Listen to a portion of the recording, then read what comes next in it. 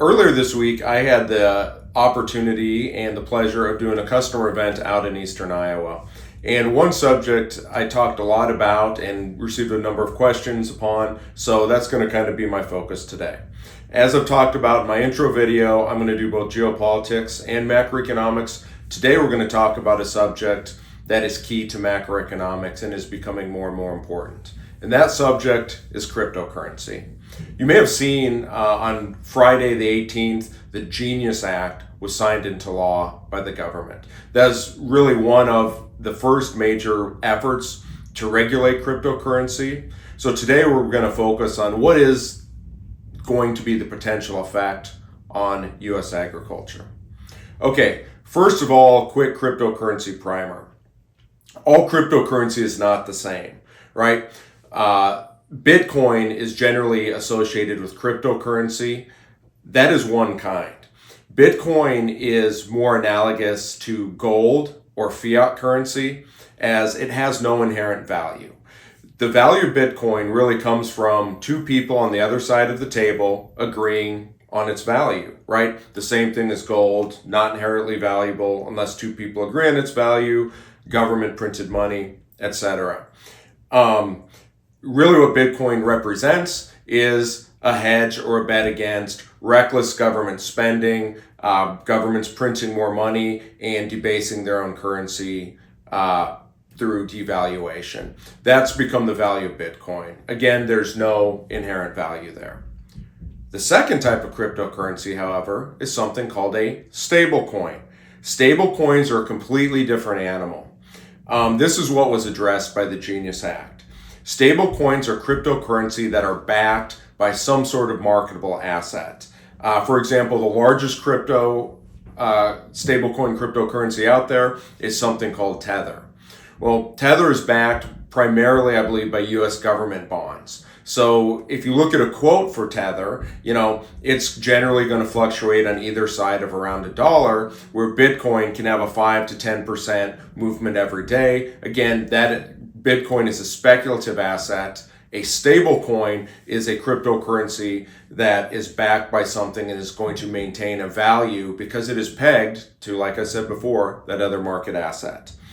Okay, the primary advantage of these stable coins are they can be used to facilitate commercial transactions. Instead of a traditional cash payment, they can be used and they can be exchanged. Now, why would anyone want to use stable coins instead of traditional currencies? Well, their primary advantages are lower transaction costs, instantaneous settlement, and also they're fantastic hedges against currency risk. For example, let's look at the country of Turkey. Turkey has had some inflation issues, so the Turkish lira has fluctuated in value. So if you're a Turkish company and you want to purchase some commodities, or maybe you want to sell some commodities, you're going to be interested in using stable coins to get paid or to receive, because then you don't have as much risk with the devaluation of the lira. So it's a fantastic method for that. So stable coins do have a purpose. And again, they're totally different than something like Bitcoin, which again is a speculative asset. All right, so now the most important question: how is this going to affect agriculture? Again, we're very early in the process and the adaptation of this technology, but personally, I think there's two ways that agriculture is going to be very affected. The first of all is something called tokenization. Tokenization is a byproduct of stablecoins. What tokenization is, it allows farmers, for example, to take some grain that's in their bin, turn it into a digital token, and sell that. So what is that going to do? That potentially opens new sources of liquidity, new ways to hedge your crop, and even new ways to facilitate price discovery for growers. So it sounds, kind of crazy to some people, but again, you can turn your grain into a digital token and find a buyer for it out in the marketplace. The second major way that I think the crypto adaptation curve is going to affect us is really going to come through how we acquire capital. Look, in agriculture, there's really no getting around that we're always going to be a capital-intensive businesses. Whether you're a farmer or a rancher, we have massive upfront costs, whether for seed, for fertilizer, for breeding stock, for a variety of inputs. And our job is to let those biological organisms grow, put on weight, and then subsequently be compensated for their growth in that weight. To do that, we're going to need capital. Lending in stable coins could theoretically not just allow banks, but also other institutions to inject capital into agriculture. Again, the goal of our financial system is to match those with savings to those that need it for investment and for operating capital. So this is going to be a new method to doing that. Look, banks are already looking to manage the potential effects of the adaptation of stable coins. This new legislation, it's providing rules now that's kind of creating a playing field so companies know where the goalposts are. And trust me, financial institutions have already made a note of this.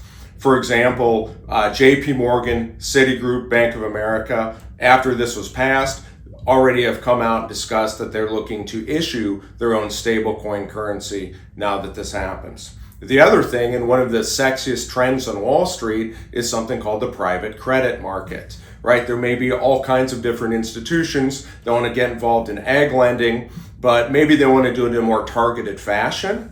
This is, again, a very innovative and effective way to access the market. Look, this subject is new. There's a lot to figure out here. I'm going to have to continue learning on it as well. But again, I've gotten a lot of questions on this, so this is something we're going to continue learning about together. But someone told me once that over the past 100 years, only the aviation industry has adopted technology more quickly than the agricultural industry. So at the end of the day, we know that this new technology is going to be adopted, is going to be implemented throughout the agriculture and the commodity value chain. The only question is when and how does that look? That's a question that we're going to answer together. Thank you guys and gals, and have a wonderful day.